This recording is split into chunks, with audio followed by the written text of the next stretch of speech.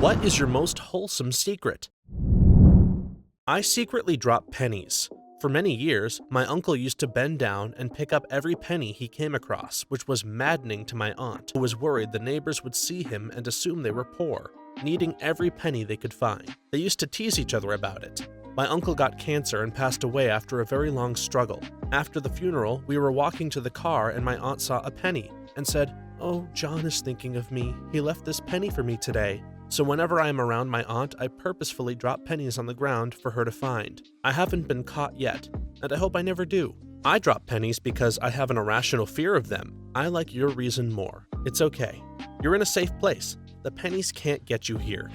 When I was a kid, I used to always twist the quarter machines on the way into the stores just in case. Got lucky a couple of times and a few free toys. Now that I'm grown, if I'm leaving a store with them, I like to drop change into them, if I have it, and leave them half twisted. I used to think that people just forgot their quarters, but as I age, it's things like this that just keep me happy. Thanks for helping out some poor kids and kids in general. I operate some machines like this and occasionally find a quarter sitting in them. Wasn't sure why until now. I'm taking my science geek housemate to Switzerland to go to CERN at the weekend. I've tricked him into taking Friday and Monday off work, stolen his passport, and slowly been stealing his clothes from him when he's hung them up to dry. I'm an expert packer, so I fit all we need for the weekend in one backpack, so it won't look unusual when we leave for our day out at the beach on Friday. I was ill for a while and he was practically my nurse, so I owe him. I love surprises. Every year for my mom's birthday, when we go on a night out, I give people money to buy 2 shots, one for them and one for my mom. I just ask them to go over and wish her a happy birthday and give her the shot. It's great watching her talk about it to everyone that will listen. How so many people knew it was her birthday and she got all these free drinks. How special she felt. It's worth the money just to see her face light up and get that sparkle back in her eyes. That many shots will accomplish that on their own. I've had my cat for 18 years. I've had my husband for 3 years. He always wanted a cat and never had one. Their love is strong and true, but obviously the cat is slightly more attached to and familiar with me. My husband loves that cat so much and gets a little bit of a thrill out of the idea that the cat loves us equally even though I've had a 15-year head start. What my husband doesn't know is that I sometimes intentionally annoy the cat so that he will go snuggle with my husband instead. Because it's just so damn cute how giddy my husband gets about it. My boyfriend hates cats, but his face tells a different story when my cat starts purring on him and wanting to cuddle. It's adorable, so I don't say anything. Mine is the same way. I walked into the kitchen one day and he was holding the cat like a baby and talking to her. Cue deer in the headlights look and me bringing it up anytime he says a word against her.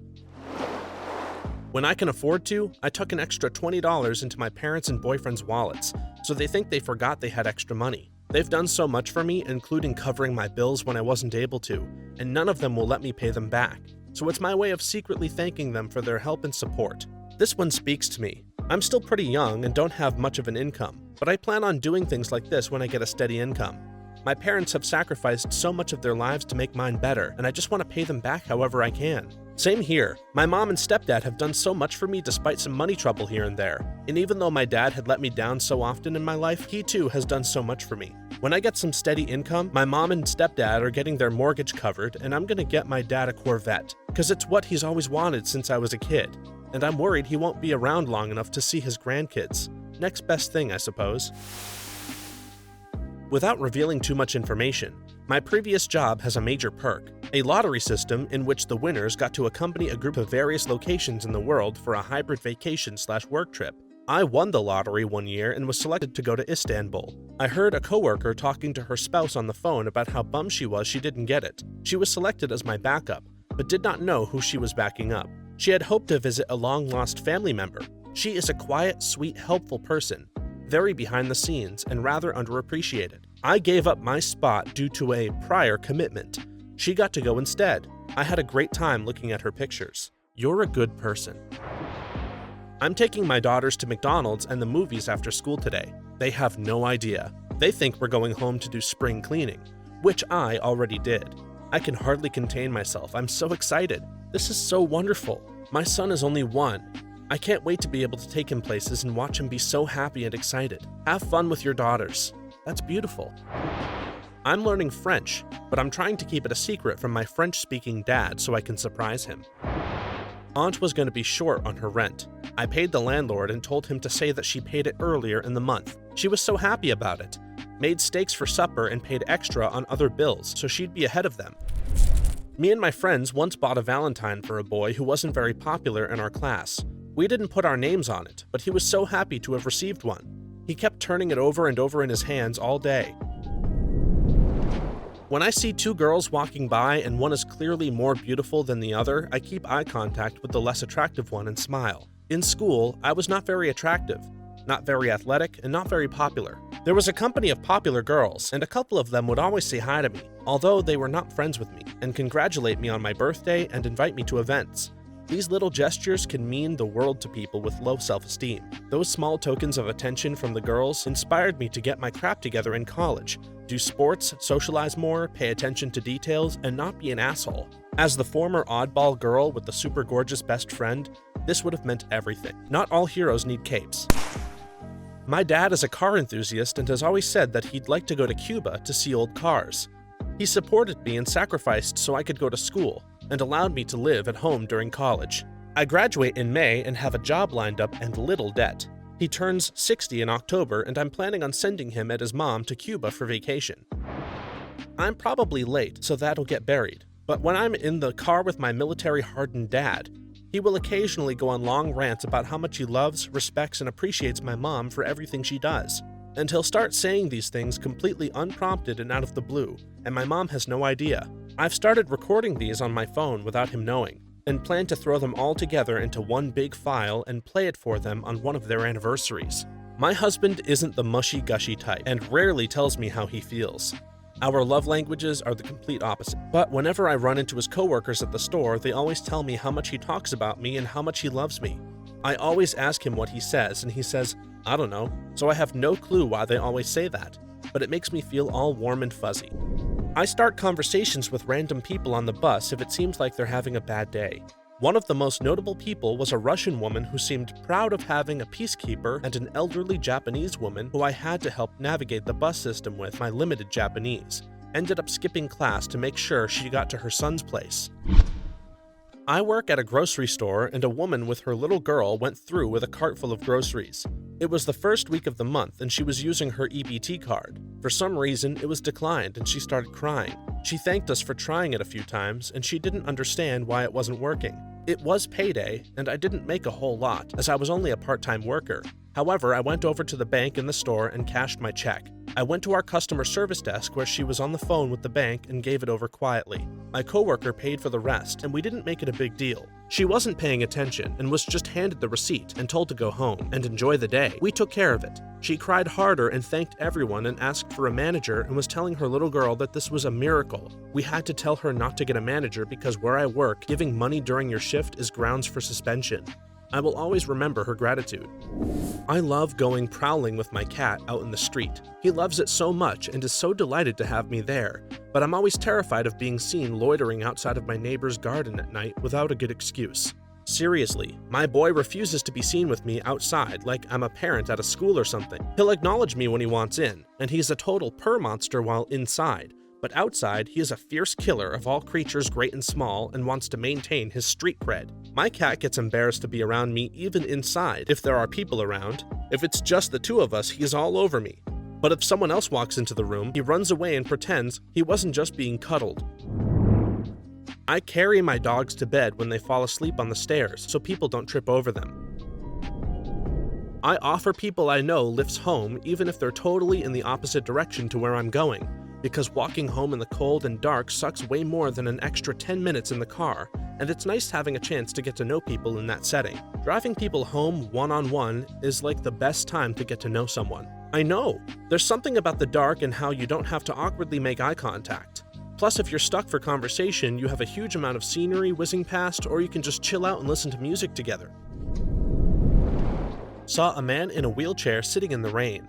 Asked if he needed help, and he did. Pushed him to his destination about a 20-minute walk. Went home late and got scolded by parents who didn't believe me. I guess it's a secret that it's true. One time, I decided to ask out a girl in a wheelchair after walking away following a short conversation with her. I turned around and saw her on the pavement having fallen out of her chair. I helped her get her stuff together, and as I was about to ask the question, she noticed her new iPhone had shattered and she cut her finger pretty badly on the glass.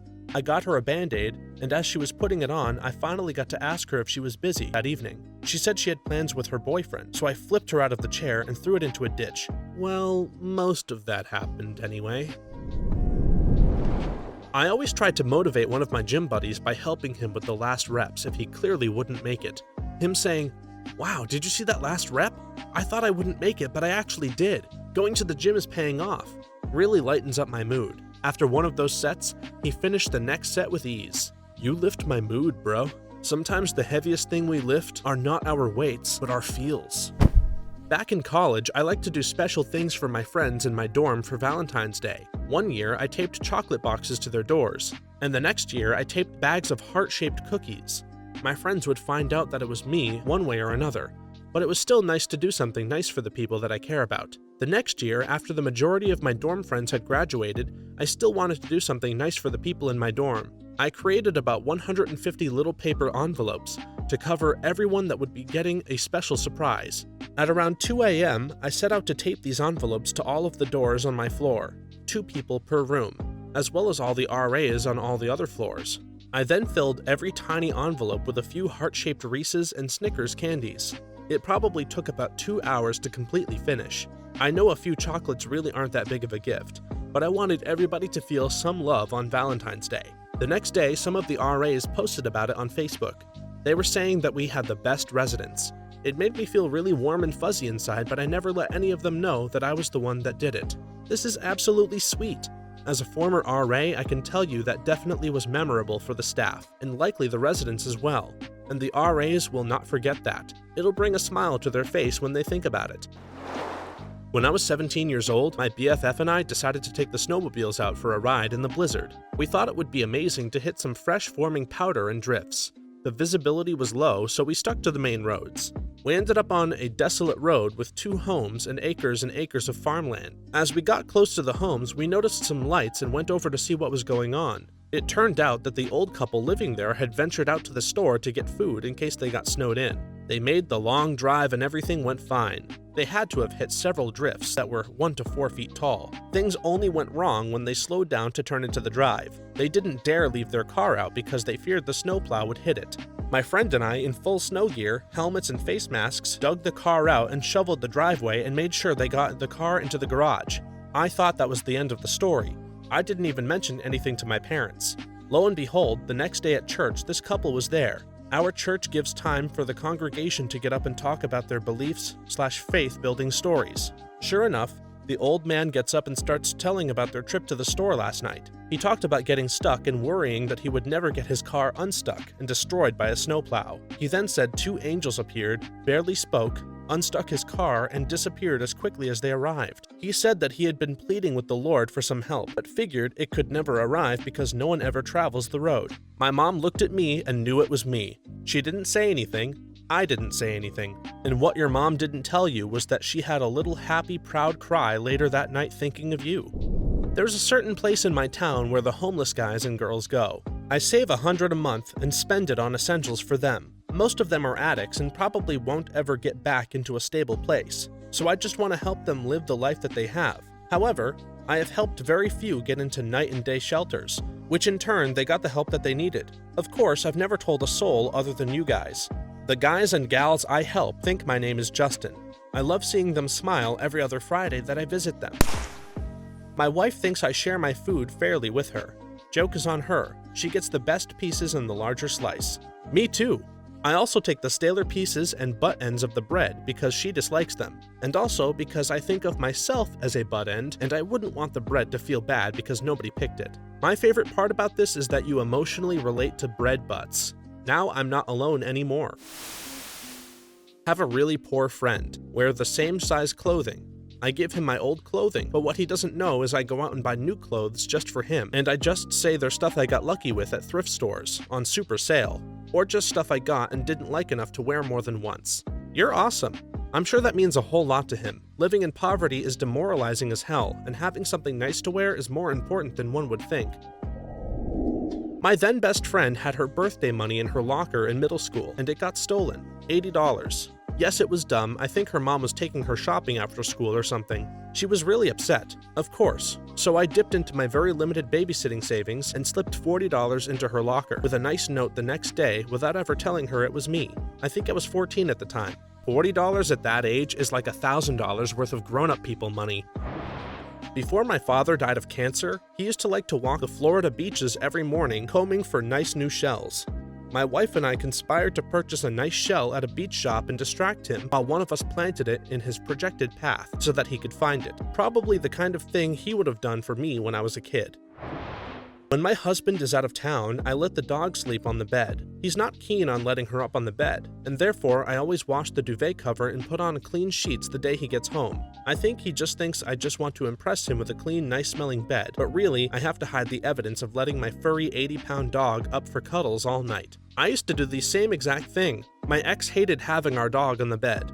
To be fair, we had a black duvet cover and a tan and white dog who sheds a lot. But I'd always let the pup sleep with me when I was home alone. It was so worth it because I could tell how much he loved snuggling all night. I've ditched the guy, still have the dog, who now sleeps with me every night, and I just deal with having hair everywhere all the time. I would occasionally buy things for people who had wish lists on Tumblr, who I followed anonymously. They didn't know me. I didn't know them. They just seemed like nice people. I'd never tell anybody in real life as I don't want them to know I used Tumblr. Best reason for keeping it a secret. My last Christmas, my cousin really wanted Pokemon Sun and a 3DS.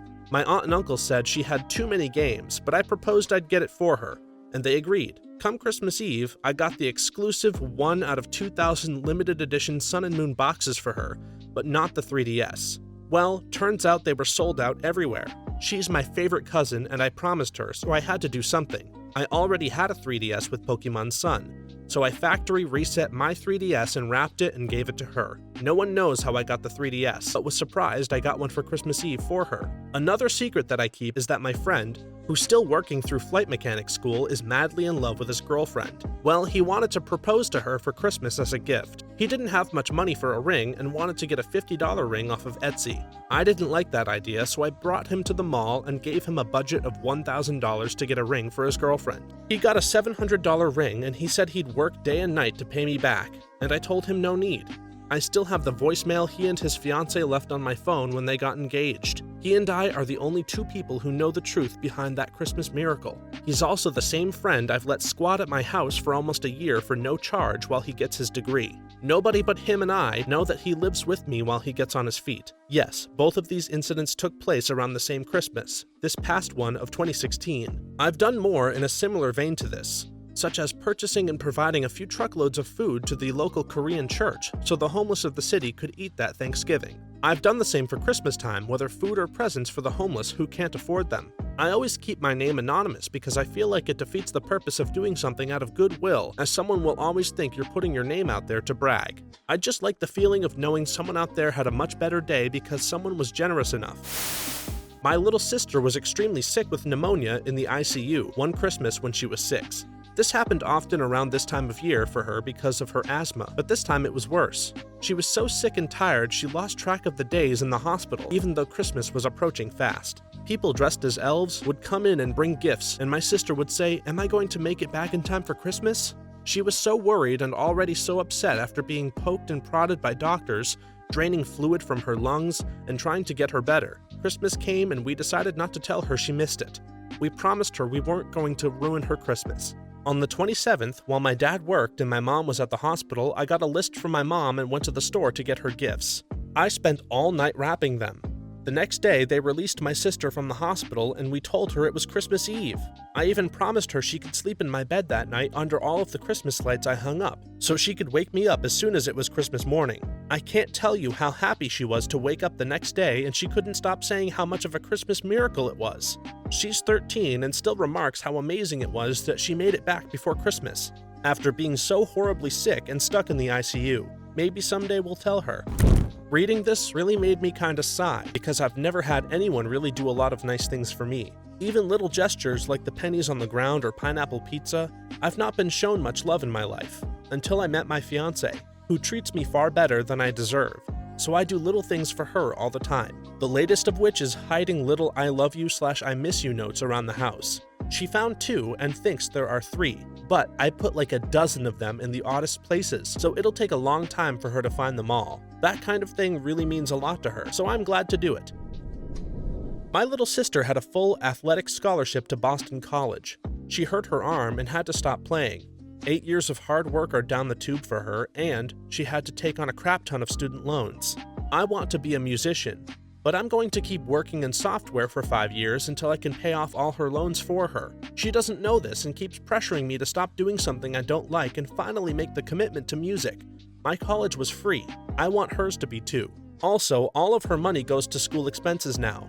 Every so often, I see some clothes she likes on the internet. I always buy them for her without telling her, and she's not sure if it's me or my mom. My mom plays along. I'm 10 years older than my youngest brother, but we've always been close. When he was 5, he decided to test out whether or not Santa was real, so he told our parents that he wanted Legos for Christmas when really he wanted a giant teddy bear from a store that we go to a lot. The only reason I knew about his test is that I overheard him talking to his friend when I was babysitting the 2 of them. The bear was pretty pricey for a 15-year-old without a regular allowance or a job that wasn't babysitting, but I got the money together, and on Christmas Day, that giant teddy bear was sitting next to the tree with a tag that said "From Santa" on it. He was so happy. He is 14 now and still has that giant teddy bear. Thanks for watching until the end. If you have a wholesome secret you'd like to share, please do so in the comments below. We would love to read them, as it makes our day. Then be sure to like this video, subscribe, and hit that notification bell so that you know when our next video is ready. For more videos like this one, please stop by our channel. Thanks again, and see you next time.